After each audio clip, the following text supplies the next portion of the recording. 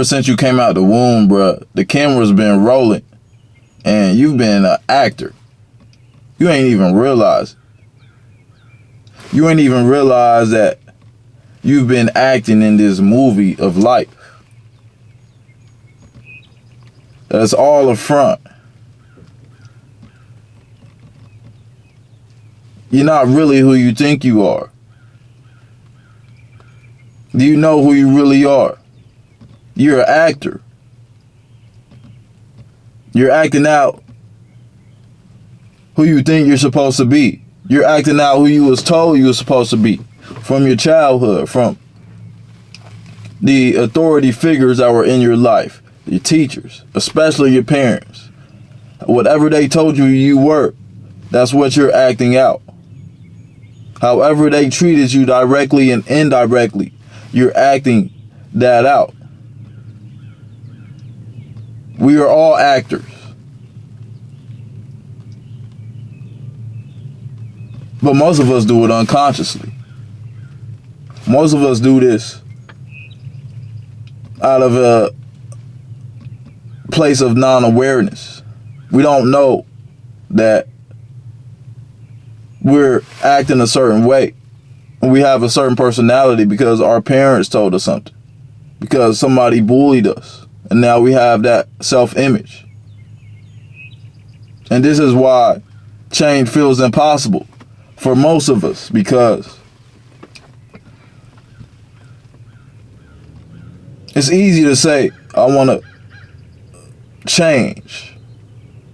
I'm going to set a goal to do something. Let's say you set a goal to lose weight. You want to lose 30 pounds, right? You want to get in shape. You want to get a flat stomach. You set that goal. But it seems like you always revert back. Even if you do reach the goal, you go straight back to who you were before. You gain all those 30 pounds back. And this was me when I was younger, when I started lifting weights. And I would cut down, I would get lean. I'd be like 185, lean, ripped. And then I'll go back to 200. I'll binge eat my way back up because I had a self-image of being a fat kid. Because I was a fat kid. I remember my mama used to call me Pillsbury Doughboy. I remember people used to make fun of my man boobs. People used to always call me fat. I couldn't run. I would always get tired walking upstairs. And this was my self-image that I developed of myself. And it hindered me from doing so much. And it kept me reverting back and kept me in this binge eating cycle to where I would get overweight again and again and again. Even though I was in the gym and I could work some of it off, I still had that self-image. And this is what we all have. This is why it makes it hard to achieve the goals that you set, because our self-image is everything. How we view ourselves is everything. And your self-image is basically how you relate yourself to and within this world. Socially. When you're by yourself. Is how your whole reality is perceived from your self-image. See, we all kind of live in different worlds because we all perceive the world different, because we all grew up different. We all have different life experiences. And especially in our childhood, these develop our self-image and it becomes concrete.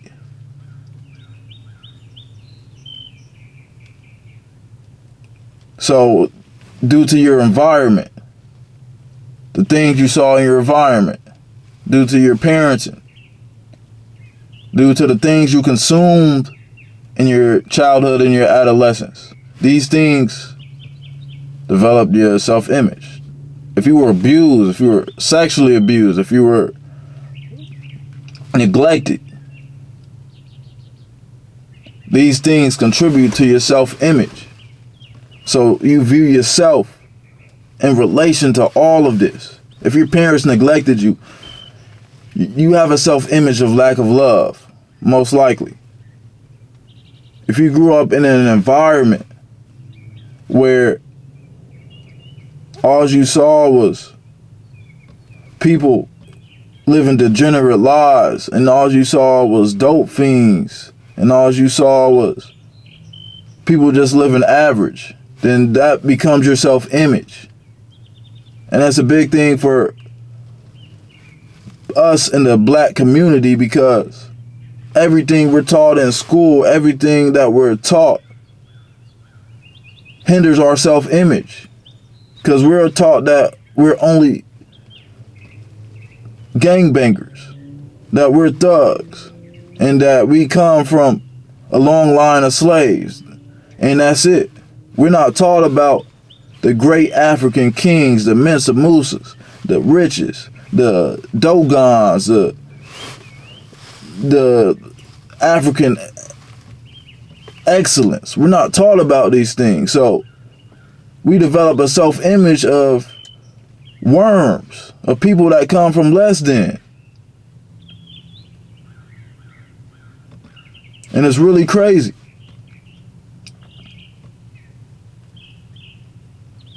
So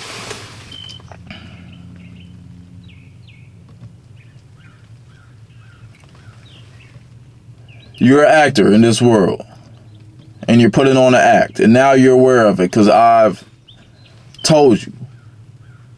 I've let you know. You're now aware that everything you do, you are acting. You are acting out. Now, we do have primal instincts that we may be unconscious of, that we're doing. And this is not necessarily acting, like your sexual preferences, your sexual attractions, your instincts to eat when you're hungry. That's not acting, but how you're relating yourself to other people, how you're viewing the world, you are acting. How you go to work, what you do at work, how you talk to people, you are acting. Just notice yourself. How your relationship with your parents, your relationship with your partner, your relationship with your friends, you're acting all the time. And we can use this to our advantage. This is the advantage of changing your self-image. You can change the reality, because you can get anything in this world. You can have anything. But it all starts with how you view yourself. See, if you don't view yourself as worthy of having money, then you're never going to get it. If you don't view yourself as somebody that's healthy, somebody that's in shape, how can you ever get in shape? If you don't find that self-worth within, if you can't see yourself as that.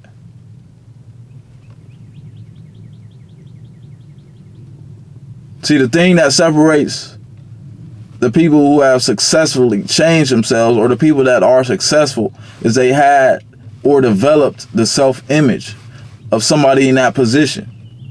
It's about becoming that person. It's not about just getting the result. That's what a lot of people don't understand. Wealthy people became wealthy because they developed a self-image of a wealthy person. And they became a wealthy person before they were actually wealthy.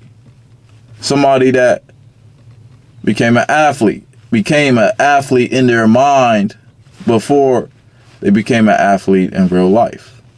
Everything is an outer representation of what's inside of you. So if you're depressed, you have a self-image of a depressed person. And I was depressed for a long time, so I can say this and verify that it's true. I had that self-image. of somebody that was less than, somebody that didn't deserve love because I was neglected as a kid, somebody that was worth nothing, that had to be validated by every single person in the world. And when I change that self-image, I self-validate myself. I say that I'm worthy because I'm put on this planet. The Most High put me right here. That's enough. So we got to change our self-image about everything. And we're malleable people. Our personalities are not set in stone. You think you have a certain personality, but that's because of all the outside feedback that you have. All the external feedback. But your real personality is inside already. You just have to unlock it. You have to get rid of all these outside layers that's upon you. That was placed upon you. And this is a good thing. It's not necessarily bad and evil, like, oh, people told me all this and they destroyed my life. It's like, nah, life is like a video game, bro. This shit is all a game. Like, you can be who you want to be.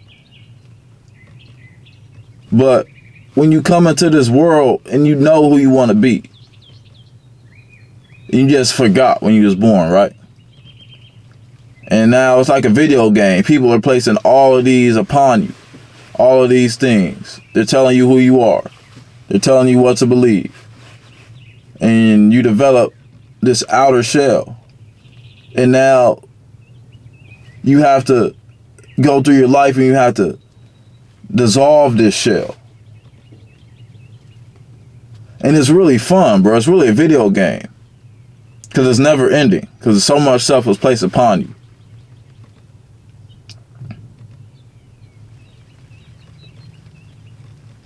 So, now that we talked about self-image, what it is, and I broke it down in a simple way, I'm going to give y'all some action steps you can take to change your self-image, to enhance your self-image. Because this is the key to success. This is the key to getting anything you want in life. It starts with your self-image. It starts with how you view yourself. Anything you can get inside, anything you can get from within, in your mind, if you can see it, you can have it. You can be it. You just have to become that in your mind first. So the first thing you want to do is you want to do visualization. Now, a lot of people I talk to, they have trouble visualizing. And I think that's for two reasons. The first reason is because they never practiced it ever. And it's a muscle that you have to practice. But the second reason is I think a lot of people, their egos want to keep them as worms. The ego wants to keep you as the person you are. The ego doesn't want you to change. So the ego is going to tell you, nah, don't visualize that. Don't visualize yourself as better. Don't visualize yourself having money. Don't visualize yourself having the relationship you want. Don't visualize yourself being better. Don't do that. Your ego is going to tell you this, but you have to learn to bypass that. And it comes from a lack of self-esteem. And it's okay. You can develop self-esteem. You can develop the self-worth. But you got to get past the ego first. So start visualizing every day, every morning, or every night. What works for me is every morning. Start visualizing who you want to be. If you set a goal, if you want to lose weight, set a goal to lose weight and start visualizing yourself already as that person that's lost the weight and start feeling those feelings. That's also the biggest key is feeling how you would feel if you lost that weight. if you want to make money, visualize yourself making the money and feel how you will feel with that money. If you want to be confident, visualize yourself as confident. Walk around and be confident in your mind first. And feel how you would feel. Hear somebody telling you, damn, bro, you so confident. I like how confident you are. Or you could visualize somebody whispering that shit like, damn, that dude confident. Visualization is so important, bro. It's a cheat code. This self-image thing is a cheat code to life, bro. So visualization first. If y'all have trouble visualizing, there are guided visualizations on YouTube. If y'all want me to make one, leave a comment. I'll make one. I'll make something crazy for y'all. Second is affirmations. Affirmations are one of the biggest things, and it's the easiest thing to do because you're affirming who you are. You're affirming who you are becoming. At first, it's going to feel weird. It's going to feel kind of lame, bro, to be honest with you. You're going to feel, why am I doing this? But the more and more you do it, the more and more it starts to work. But it works best when you do it with feeling. You can do it, let's say you're driving in your car and you're doing your affirmations. You can do it that way, but it works best when you close your eyes and you do it with feeling and you feel how you want to feel behind these affirmations. There's plenty of affirmation videos on YouTube. If y'all want me to make one, again, leave a comment for it. But, bruh, start doing affirmations. Start affirming who you want to be. And what works best is you say, I deserve. That's what worked best for me. I deserve such and such. I deserve such and such. I am worthy of such and such. Such and such. I really don't want y'all to say I am a millionaire. I don't want y'all to do that because that's goes too much against the grain with your subconscious mind. If you're going to do something like that, say I'm worthy of being a millionaire. Don't say I am a millionaire. That's just a quick tip. But affirmations changed my life, bro. There's things that I affirmed and that I forgot about, and then months later, like, all that shit came true. You can also write down your affirmations. And then the third thing, bro, the last action step is you want to start developing the habits of the person you want to become. So you've already done the visualization. You've already done the affirmations. You've already done, that's majority of the work. Because there's studies that show that people that practice in their mind, they get almost the same results as people that practice in real life. Like if you practice playing piano in your mind, I believe Dr. Joe Dispenza had this in his book. People that practice playing a piano in their mind, bro, they got almost the same results as the people who practiced in real life. So, bro, this shit is powerful, bro. Your mind is powerful. So, visualization and affirmations, you're already majority through the battle. Now, you just have to start taking that action. You got to start developing the habits of the person that you want to become. So if you want to lose weight, you have to become the person that loses weight. You have to become the person that's fit and in shape. You can't just do it just to get the result. You got to become the person. You got to commit to that. So how do you become that person? You develop the habits of that person. What does a person that's in shape do? Oh, they walk 10,000 steps a day. Maybe they run 2 miles a day. Maybe they're in the gym 5 days a week. They eat healthy. These are the habits that you have to start embodying. And you start doing these habits and you become a person that's in shape. You don't just get in shape. You become that. So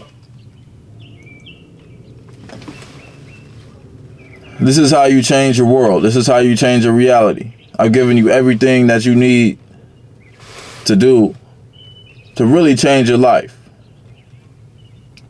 And all of this stuff changed my life completely. I've come such a long way from the person I was even a couple years ago. I've come such a long way. You can have anything that you can get in your mind first.